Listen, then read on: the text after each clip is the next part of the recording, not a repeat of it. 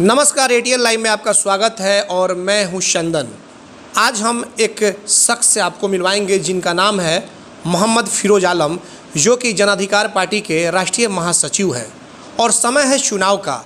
चुनाव को लेकर के जहां एक तरफ नेताओं का दौरा काफ़ी तेज़ी के साथ बढ़ता जा रहा है, चुनावी सरगर्मी जो है बिहार में काफ़ी बढ़ गई है, सियासत तेज हो गई है। और इसी को लेकर के बिहार के कुछ ऐसे ज़िले हैं जहां पे बाढ़ जैसे हालात हो गए हैं। हालांकि सरकार के जो नुमाइंदे हैं वो नहीं पहुंच पा रहे हैं। और इसी को लेकर के जो नेता हैं, खास करके आपको बता दें कि इस बार इस बाढ़ पीड़ितों की सेवा करने के लिए जो पप्पू यादव की जो पार्टी है या फिर उनके जो नेता हैं, लगातार बाढ़ पीड़ितों की सेवा में लगे हुए हैं। हम बात कर रहे हैं सीवान जिले के लकड़ी नबीगंज का इलाका हो या फिर बसंतपुर प्रखंड का इलाका। लगातार यहाँ पर जो जन अधिकार पार्टी के राष्ट्रीय महासचिव हैं मोहम्मद फिरोज आलम, जिनकी मां लखनौरा पंचायत की मुखिया हैं, वो लगातार बाढ़ पीड़ितों की सेवा में लगे हुए हैं और हमारे साथ आज मौजूद भी हैं। सबसे पहले सर, स्वागत है आपका एटीएन लाइव चैनल पर। सबसे पहले मैं आपको बहुत बहुत धन्यवाद एटीएन लाइव चैनल को कह रहा हूँ, और आप लोग हमारे पास आए जी। मैं कहूँगा कि आप लोग सच दिखाएं जी जी। और लोगों को आँख खोलें। फिरोज जी, सवाल यह है कि जिस तरह से देखा जा रहा है आपकी पार्टी लगातार या फिर आपके जो नेता हैं पप्पू यादव, लगातार देखा जा रहा है कि बाढ़ पीड़ितों की सेवा में लगे हुए हैं, चाहे बिहार का कोई भी जिला हो। क्या लग रहा है कि प्रशासन या फिर जो सरकार के नुमाइंदे हैं वो बाढ़ पीड़ितों की सेवा नहीं कर पा रहे हैं? देखिए, हमारे जन अधिकार पार्टी के नेता पप्पू यादव सिर्फ बाढ़ में नहीं लगे हैं। आप थोड़े दिन पहले देखे कोरोना के लिए उन्होंने अपना धन मन जन तन सब लुटा दिया। और उनका काम ही है उनका कि बिहार के लोग सपना देखें और उस सपना को धरातल पर लाने के लिए वो बहुत ज़मीनी मेहनत कर रहे हैं। लोगों को बाढ़ से बचाने के लिए हर जगह जो उनसे उनके पार्टी से लोग जुड़े हैं उनको कह रहे हैं कि भाई आप लोग अगर सरकार फेल हो जाए तो फेल हो जाए, आप लोग फेल मत होइए, हम सारे पब्लिक के साथ हैं जो लोग बाढ़ में या कोरोना में परेशान हैं। इधर देखा जा रहा है कि आपका जो इलाका है लकड़ी नबीगंज का इलाका है या फिर बसंतपुर का इलाका है, देखा जा रहा है कि इधर के कई इलाके में बाढ़ जैसे हालात हो गए हैं। इसको लेकर के मोहम्मद फिरोज आलम, खास करके जाप जो पार्टी है, वो किस तरह से लोगों की बाढ़ पीड़ितों की सेवा करने में जुटी हुई है? उसके लिए ये कहने की ज़रूरत नहीं है। आप जिधर चले जाइएगा, जाप का हर जगह कहीं नल कल जनरेटर खाना जाप के कार्यकर्ता जो है कर रहे हैं, बड़ी मतलब लगन से कर रहे हैं। और जहाँ पे सरकार फेल है वहाँ पे हमारे पप्पू यादव के पार्टी एकदम तट पे खड़ा है। तो ये जो इधर के जो इलाके हैं, क्या लग रहा है कि बाढ़ के क्या कुछ हालात हैं? आप लोग तो लगातार दौरा भी कर रहे हैं, लोगों का सहयोग भी कर रहे हैं और हम लोग भी लगातार दौरा कर रहे हैं। आपको क्या लग रहा है कि जो बाढ़ के हालात हैं, जो सुविधाएं सरकार के द्वारा या फिर प्रशासनिक अधिकारियों के द्वारा मिलनी चाहिए थी, क्या वो उन तक पहुँच पा रही है? नहीं, अगर उनके पास पहुँच जाती तो पप्पू यादव की क्या ज़रूरत थी और दूसरे कार्यकर्ता और बाकी नेता की क्या ज़रूरत थी? मैं तो यही कहूँगा कि ये बाढ़ में सरकार पूरी तरह फेल है। दूसरी बात मैं आपको बताऊं कि हमारे पप्पू यादव जो है सिर्फ एक कोई उनका मंशा ऐसा नहीं है राजनीति का। वो हमेशा से उनका सोच है कि मैं लोगों का मदद करूं और मदद करते हैं। और उनका सोच है कि बिहार को बदला जाए, और क्यों नहीं बिहार को केरल जैसा मॉडल किया जाए, क्यों नहीं बिहार को असम जैसा मॉडल किया जाए, क्यों नहीं बिहार को गुजरात जैसा बनाया जाए। उनका सोच है और आज का युवा उनके साथ है और उनके साथ रह के बिहार को ऊंचा लेवल पे बनाने के लिए तैयार है। फिरोज जी, क्या कारण है कि जो आपका लकड़ी नबीगंज का इलाका है, हम पिछले बार की अगर बात कर लें तो उस समय भी हम लोग कवरेज करने के लिए आए हुए थे। उस समय पिछले साल बाढ़ की इस तरह की हालात नहीं थे। इस बार कुछ ज़्यादा ही पानी आ चुका है। मुझे लग रहा है कि हम लोग एक बार कवरेज करने के लिए 2002 या 2003 में भी हम लोग आए थे, उस समय ये हालात उत्पन्न हुई थी आपके इलाके में, और उससे कुछ ज़्यादा इस बार। तो कारण क्या है इतना ज़्यादा जो बाढ़ का पानी गाँव में घुस जा रहा है, जो कई इलाके इससे ग्रसित हैं? कारण इसको क्या मानते हैं? देखिए, मैं तो यही कहूँगा कि ये बाढ़, ये बान, ये सरकार के लिए, ये जो हमारे नीतीश बाबू बैठे हैं और इनके कार्यकर्ता के लिए, सरकार के लिए ये दुधारू गाय है। इसलिए अगर ये चाहते, सरकार चाहे तो बाढ़ नहीं आएगी। और क्यों कैसे नहीं आएगी, क्या कारण? इसलिए कि जो आज सरकार जो है हाथ पे हाथ रख के बैठी है, अगर उस बांध को और उस नाले को सफाई कराए होते, सही तरीके से बांध को बनवाए होते और उसमें जो भर गया है बालू उसको पहले ही सफाई कराए होते तो आज ये हाल नहीं होता। मैं तो ये कह रहा हूँ कि अभी तो लोग खाने और पीने के लिए परेशान है, लेकिन जो लोग पूरे किसान गोरिया कोठी 111 और लकड़ी नबीगंज जितना ये एरिया है, हमको लगता है कि पूरा किसान कल क्या करेगा, जिसके पास एक भी धान नहीं है, सारा डूब गया, उसका मक्का के खेत डूब गया और उसका जो बाहर का कुछ आमदनी था कोरोना से वो घर चला आया। मैं तो यही कह रहा हूँ कि इसके बाद हमारे गरीब लोगों पे क्या गुजरेगा। तो यह माना जाए कि अभी तो यह माना जाए कि अभी तो बाढ़ से लोग परेशान हैं और बाढ़ समाप्त अगर हो जाए तो भुखमरी से ही परेशान हो सकते। बिल्कुल, यही हालात इतना नाजुक है कि कोरोना से सारे लोग घर चले आए, तो जो 10 रुपये कमाते थे वो तो घर चले आए। दूसरा ये बाढ़ आ गया, जो खेती किए थे खेती में जो पैसा लगा दिए थे, और हमारे पास जो सरकार जो है इस खेती का कोई मुआवजा देने वाला नहीं है। दूसरे जगह जो है बहुत अच्छा सिस्टम है कि आपका खेत उल्टा जो है आपको फांसी लगाना होगा, किसान को फांसी लगा कर मरना होगा, क्योंकि उसके पास दूसरा कोई विकल्प नहीं रहेगा। आपके जो नेता हैं पप्पू यादव जी लगातार देखा जा रहा है कि काफ़ी मेहनत कर रहे हैं, बाढ़ ग्रसित इलाकों का भी दौरा कर रहे हैं, लेकिन जन अधिकार पार्टी जो है वो बिहार में अपना जनाधार क्यों नहीं बना पा रही है, आपको क्या लग रहा है? बिल्कुल बनाएगी, बिल्कुल।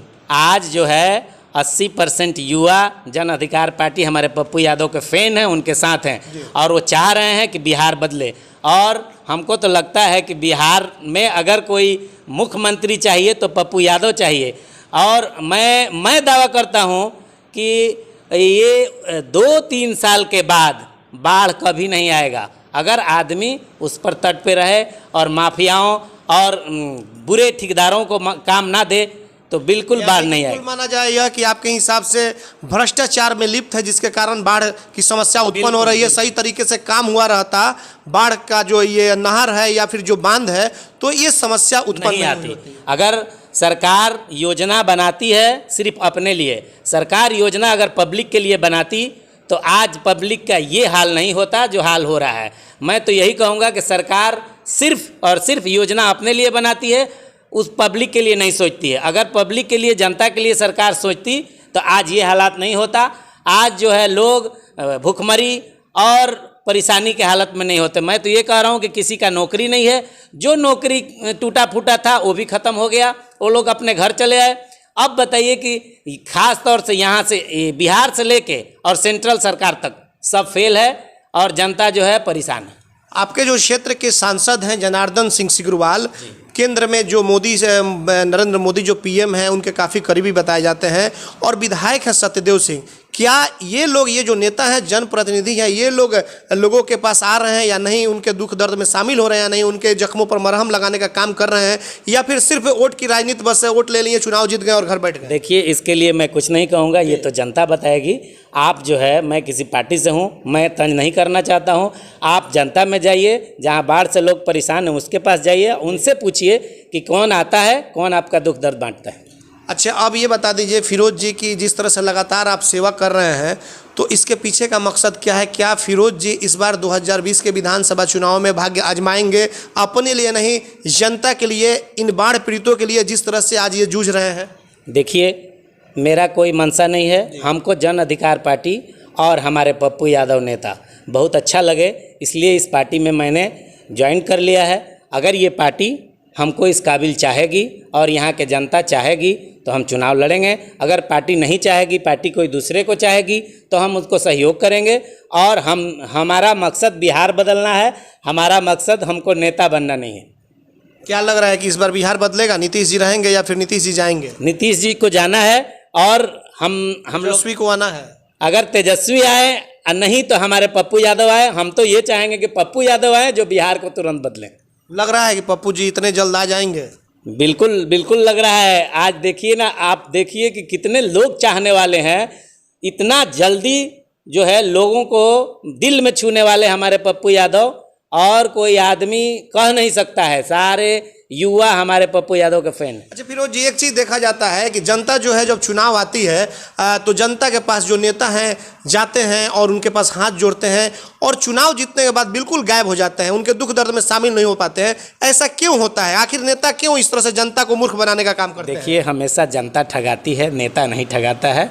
इसलिए जनता को चाहिए कि चश्मा, अच्छा चश्मा पहने सादा, जो उसको रंग जो है, मैं तो यही कहूँगा कि आदमी पहले ही लाल, हरा, पीला चश्मा पहन लेता है। जब वो लाल पहन लेगा तो उसको लाल ही दिखाई देता है, हरा पहन लेगा तो हरा दिखाई देता है।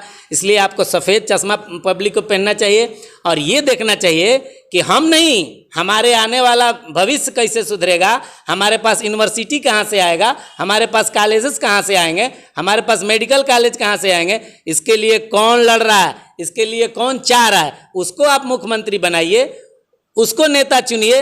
बिल्कुल आपका बिहार बदलेगा और बिहार के लोग सपना देखेंगे। मैं चाहूँगा आपका गोरिया कोठी भी इस बार बदलेगा। बिल्कुल बदलेगा, गोरिया कोठी बिल्कुल बदलेगा। क्या बदलाव होगा? बदलाव होगा कि हमारे जन अधिकार पार्टी के कोई भी नेता यहाँ से जीत कर जाएगा और बिहार में अगर हमारे पप्पू यादव की सरकार बनी तो बिहार बदलेगा, बिहार केरल मॉडल होगा। सत्यदेव सिंह कहाँ जाएंगे, आपके जो वर्तमान विधायक हैं? अब इसके लिए मैं कुछ नहीं कहूँ। तो अभी तो आप बोले हैं कि बदलेगा, गोरिया कोठी भी बदलेगा। तो अरे हम अपने पार्टी के लिए कह रहे हैं, अब वो कहाँ जाएंगे और नहीं। आपके क्षेत्र में देखा जा रहा है कि लगातार काफ़ी ज़्यादातर भावी उम्मीदवारों की संख्या बढ़ती जा रही है, इसका क्या कारण है? इसलिए कि सारे लोग ये समझ रहे हैं कि ये जो एरिया है यहाँ पे हमेशा से राजनीति करने वाला सक्सेस रहा है, कामयाब रहा है। इसलिए हर आदमी चाह रहा है, स्तर पे काम करने वाला नहीं, राजनीति करने वाला यहाँ सक्सेस रहा है। इसलिए हर आदमी चाह रहा है कि मैं आऊँ और अपना राजनीति करके निकल जाऊँ, लोगों को बुर्बक बना के और हम अपना रोटी सेक लूँ। लेकिन इस बार जनता ऐसा नहीं, जनता सोच समझ के विचार करेगी और गोरिया कोठी की जनता एक नया बदलाव लाएगी। आपकी माता जी मुखिया हैं और आप लोग लगातार समाज की सेवा भी करते हैं, तो अभी जो बाढ़ पीड़ित है किस तरह से आप उन लोगों की मदद पहुंचा रहे हैं, क्या कुछ कर रहे हैं उनके लिए? देखिए, फर्स्ट टाइम में जैसे ही बाढ़ आया, हमको लगता है कि सरकार को अभी पता नहीं था, तब तक हमारे पप्पू यादव आ गए और हम लोगों को बोले कि देखिए, आप लोग जो है ये जीना सिर्फ अपने लिए जीना नहीं है, आप लोगों के लिए जीना शुरू कीजिए और आप लोग अपना धन, मन, पैसा सब कुछ लगाइए और लोगों को सेवा कीजिए। और फर्स्ट टाइम से ही हम लोग जो है अपना पार्टी के साथ मिलकर कल, हर जगह कल, जनरेटर और खाने का इंतज़ाम हम लोग किए हैं। और इसके पहले मैं बता रहा हूँ, पंचायत में अभी जो कोरोना का महामारी था उसमें लगभग जो है मैं 90 क्विंटल चावल। ये सब क्या निस्वार्थ भावना से कर रहे हैं या फिर इसके पीछे का कुछ राजनीतिक कारण है? देखिए, हमारा कोई ऐसा उसमें राजनीतिक कारण नहीं है। हाँ, बिल्कुल हम चाहते हैं कि बिहार बदले और बिहार बदलने के लिए हम अपने पप्पू यादव को पकड़े हैं।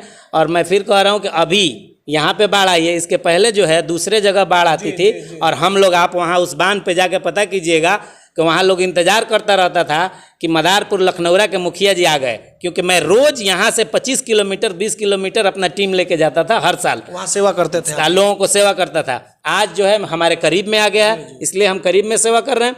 और हमारा ऐसा कोई ये नहीं है, मैं फिर आपको कह रहा हूँ कि पार्टी अगर हमको चाहेगी, ऐसा नहीं कि हाँ हम औरों के साथ हैं कि कोई भी पार्टी से लड़ जाएंगे चाहे नहीं, हमको अगर पार्टी चाहेगी कि हाँ आप लड़िए तो लड़ेंगे, नहीं चाहेगी तो हम पार्टी के साथ तन मन से हैं। तो बिल्कुल आपने देखा कि ये मोहम्मद फिरोज आलम थे जो जन अधिकार पार्टी के राष्ट्रीय महासचिव हैं। सबसे बड़ी बात यह है कि लगातार हम तकरीबन 10 रोज से इस क्षेत्र का दौरा कर रहे हैं और जितने भी लोगों से अगर अभी तक इंटरव्यू या फिर जो खबरें बनी वो लगभग मानकर चलिए कि वो भावी उम्मीदवार के तौर पे अपने आप को उन्होंने दावा पेश किया। लेकिन जब आज मोहम्मद फिरोज से बातचीत हुई तो इनकी बातों को सुन करके ऐसा लगा कि इनके अंदर वो जज्बा है कुछ कर गुजरने की, जो ये चाहते हैं कि बाढ़ पीड़ितों की निस्वार्थ भावना के साथ मदद की जाए, और होनी भी चाहिए ठीक इसी तरह से, क्योंकि इस समय जो विकट परिस्थिति है, एक तरफ लोग कोरोना का दंश झेल रहे हैं तो दूसरे तरफ बाढ़ जो आया हुआ है, बाढ़ का कहर इतना ज़्यादा है कि अगर आप उस इलाके में चले जाएंगे तो आपके रोंगटे खड़े हो जाएंगे। और आपको यह भी बता दें कि इस इलाके में अगर लकड़ी नबीगंज इलाके की हम बात कर लें तो तकरीबन 3 से 4 लोगों की मौत भी हो चुकी है, और लगातार हम लोग इसका खबर भी कर रहे हैं। तो इनकी माता एक जनप्रतिनिधि हैं, मुखिया भी हैं, लेकिन जब इनसे सवाल किया गया कि क्या वाकई आप जो सेवा कर रहे हैं उसके पीछे कुछ राजनीतिक कारण है, तो स्पष्ट शब्दों में इन्होंने कहा कि जनाधिकार पार्टी ही समाज सेवा करने के लिए आई हुई है, इनके नेता पप्पू यादव। और वैसे में अगर पप्पू यादव या उनकी पार्टी अगर इन्हें चुनाव का टिकट अगर देती है तो भले ही ये लोग रण क्षेत्र में आएंगे, लेकिन कोई इसके पीछे का कारण ज़्यादा नहीं है। ये लगातार ये जनता की सेवा के लिए खड़े हैं, और ये भी इनका मानना है कि अगर हमारी पार्टी गठबंधन के साथ या फिर कैसे भी अगर जिस उम्मीदवार को लाएगी हम लोग उनका साथ देंगे। तो ठीक इसी तरह से जिस निस्वार्थ भावना के तहत ये काम कर रहे हैं, राजनीति से हट करके और ऊपर उठ करके तमाम नेताओं को चाहिए कि सभी लोग एकजुट होकर के और इस विकट परिस्थिति में जो बाढ़ पीड़ित हैं उनको मदद पहुंचाने का काम करें, और उसके बाद फिर वोट मांगने का काम करें। ठीक इसी तरह से लगातार चर्चा मोहम्मद फिरोज जी के साथ जारी रहेगी।